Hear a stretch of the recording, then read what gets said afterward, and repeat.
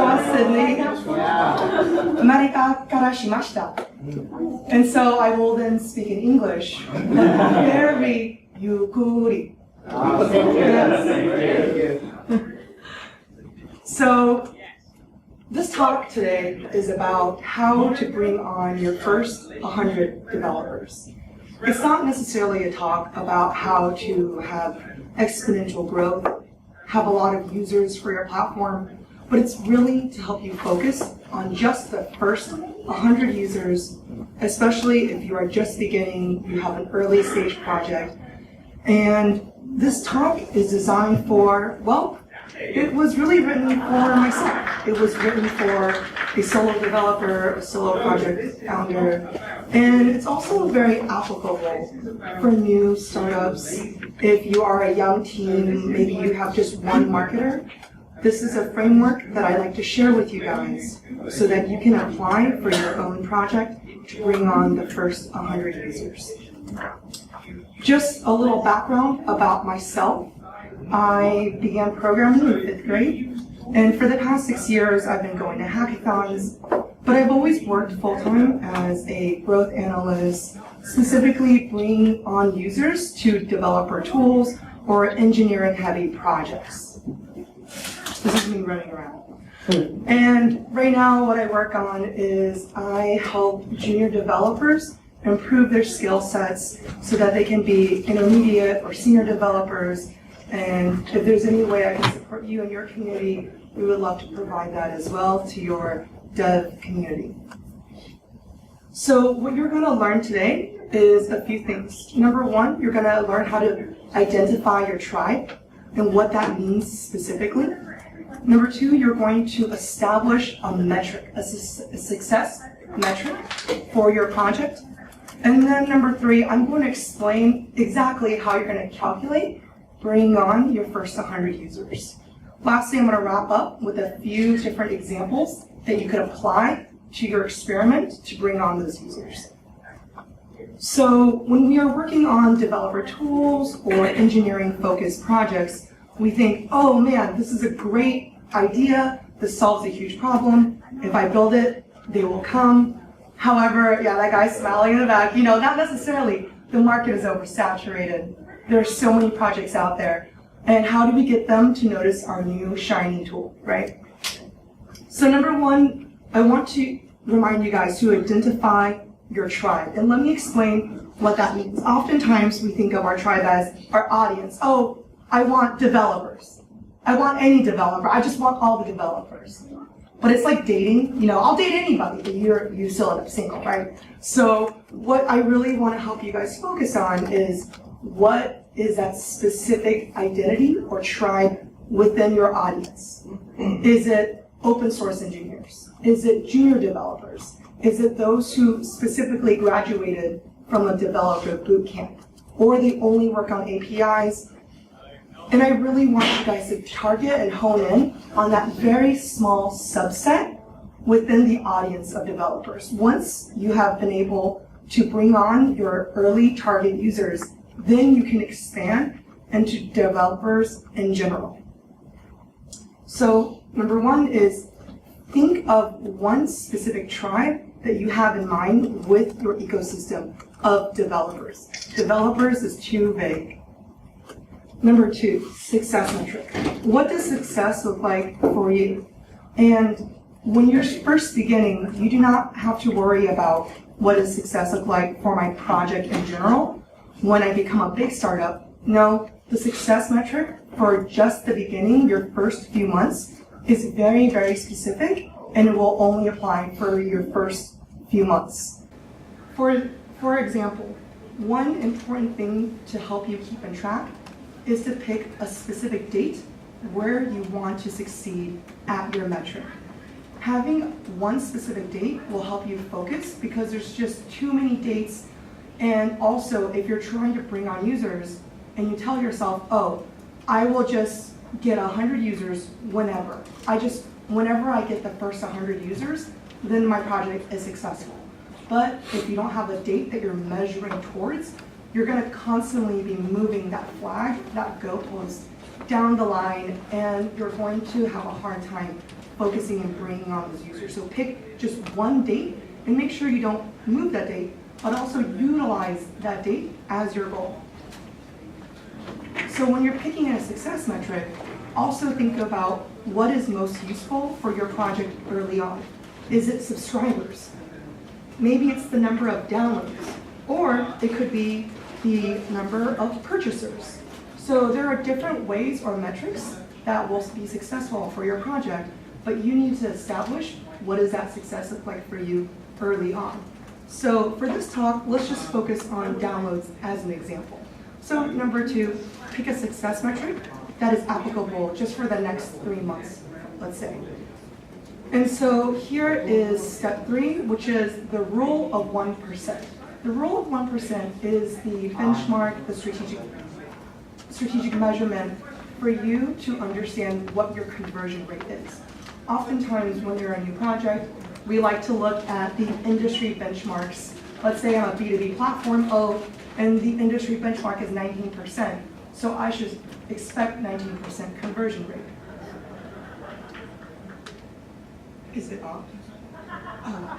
Hello. All right, let's go. See, the problem with microphones is I feel like a diva when I have a mic, so I get a little bit sassier when I talk, but we'll see how this goes. So the rule of 1% is really a beginning benchmark because since you're an early project, you haven't established what your benchmark could be. And when we're applying the 1% rule to 100 developers, what does that actually look like? Especially when you have a 1% conversion rate for downloads, right?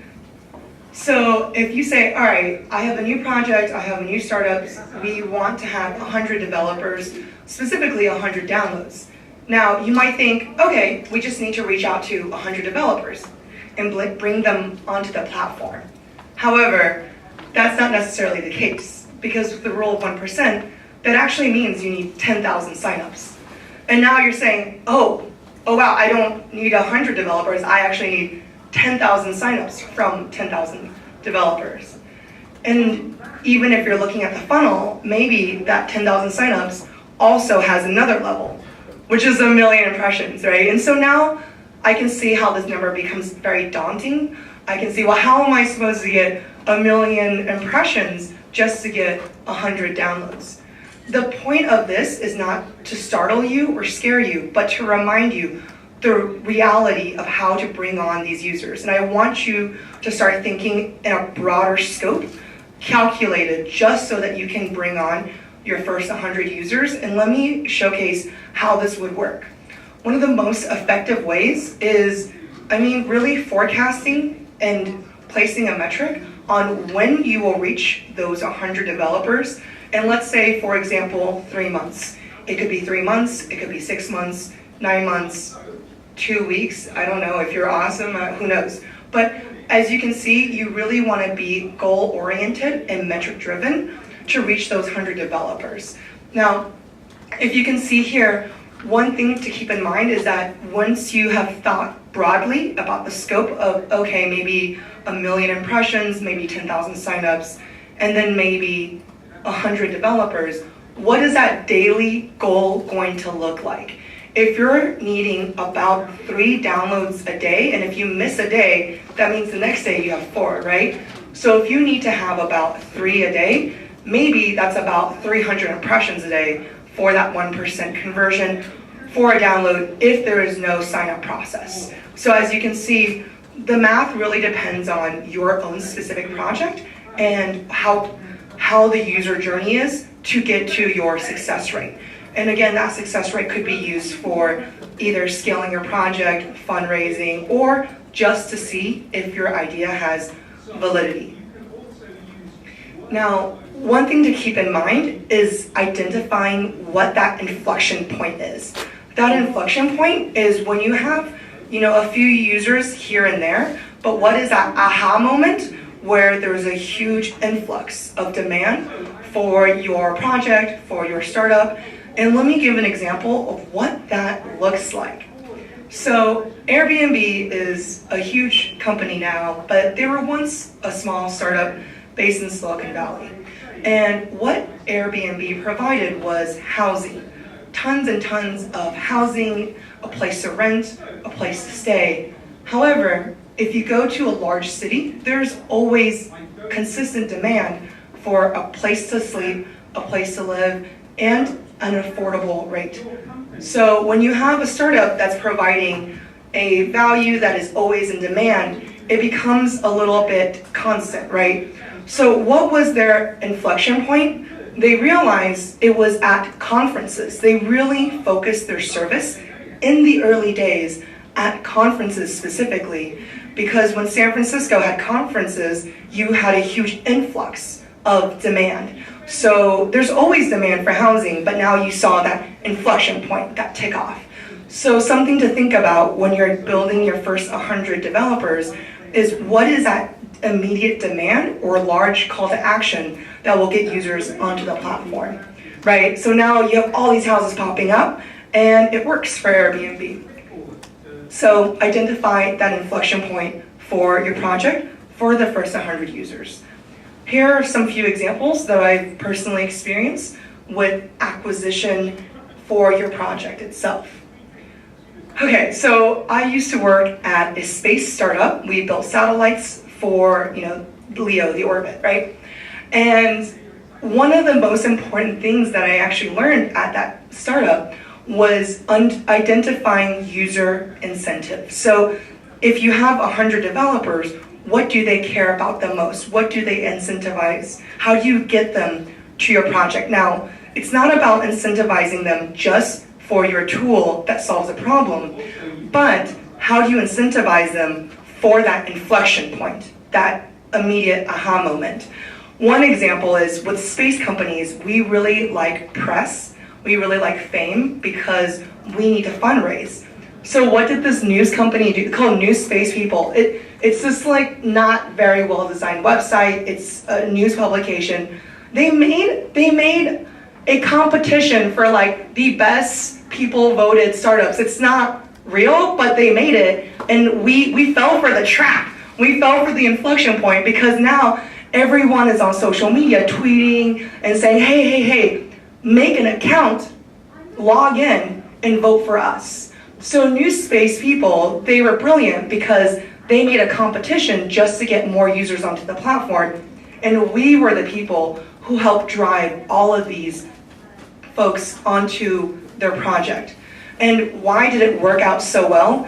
Even though New Space, they provide news for those who work in the space industry, I always want to read the news. But now there's that inflection point where, oh man, I really have to get as many people onto the site and vote for us because we want to win, we want to have that title. So you can see that my incentive at that moment for their user acquisition campaign was not about reading the news. It was about really generating users onto the platform for New Space People. So number 2 that works really well is do things that don't scale, especially when you're first starting out. So I have been a Google developer organizer for about 3 or 4 years now, and oftentimes I come across different startups who say, it's very expensive, you only get a few users, but one of the things that you guys want to keep in mind is what kind of value can you provide for the early fans of your platform. And while this may not always scale in the long run because it's offline, it's time consuming, however, when you get your first 100 users, especially an offline engagement platform, it's a really effective way to bring in users into your room, and you'd be surprised how easy it is to get maybe even 50 or so different users at a meetup to explore your project. And this is one thing to keep in mind is that when you're growing your first 100 users, it's not always just online. You can do something offline, you can do something that does not scale, because that is going to be the very beginning of the hand-holding period, because they don't know what your project is yet, right? Number 3 is to be genuine. This really goes back to number 2, which is that human touch. Number 3 is being genuine. I've seen many times with early stage companies, they will already automate the process. They have chatbots ready, they have a drip campaign. And it's very alienating when new users onto the platform, if they've never heard of you before, they don't fully understand your onboarding process or your engagement process. And one example is to have a real dialogue with your first 100 users, because they're going to be your biggest advocate. They're going to want to understand how to both learn from you, but also contribute back to your community. And when you have all the different noise of growing your project in the beginning, one important thing to keep in mind is that your first 100 users are going to be one of your biggest advocate, and you really want to take care and nurture that as well. And so here's just a quick summary of 3 acquisition ideas. One is identifying the incentive of your user. And again, that incentive may not necessarily be the immediate offering that your tool or project is offering. The incentive might be different for the first 100 users. Number 2 is at first, do something that does not scale. It might take a lot of time, it might take a lot of effort, but that's going to help you be able to target and ensure that you bring on your first 100 developers. And number 3, be genuine in the conversations and the service that you are providing. And you don't need to always necessarily be bigger than you really are. The teams, the developers, they'll know. And so what did we learn today at your first 100 developers? Number 1 is to remember to identify your tribe in the scope of your audience. So it's not just developers in general. It is going to be your specific developers within the whole landscape of developers. Number 2 is to identify your success metric. What is going to make your project successful in the next 3 months, in the next 6 months, and find that metric to begin with, because your metric for success will change. And when you focus on that one success metric, it will help you target your first 100 users. Number 3, remember that there is a specific tip to identify how to calculate your first 100 users, and that is the conversion rate of 1%. Start there and then understand what your conversion funnel looks like. There might be 2 levels above, 3 levels above, or just 1 step above.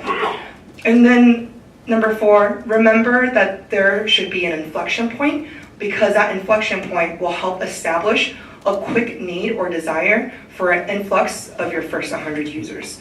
Lastly, when you're thinking about acquisition strategy, know that there's different ways to apply. Do not approach this with just thinking, oh, I will tweet at this, or I will just, share and I will try to get 100 users. Be calculated and intentional about how you want to apply your strategies and bring on those 100 users.